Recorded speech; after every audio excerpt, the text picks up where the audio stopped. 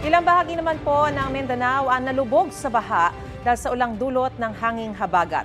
Binaha ang isang eskwelahan sa Pagalungan, Maguindanao del Sur matapos umapaw ang katabing ilog. Umabot hanggang baywang ang tubig sa ilang parte ng paaralan. Pinangangambahan naman ang pagguho ng lupa sa gilid ng isang ilog sa Barangay Limulan sa Kalamansig, Sultan Kudarat. Patuloy kasi ang ragasan ng tubig. Tinangay na nga ang ilang puno ng saging, niyog, kape at pati akasya. Patuloy na binabantayan ang lagay ng panahon sa lugar at ang kondisyon ng ilog.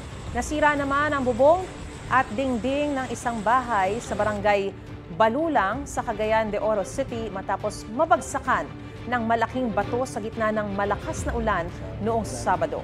Ligtas naman ang mga nakatira sa bahay. Lumikas muna sila sa isang temporary shelter. Gusto mo bang mauna sa mga balita?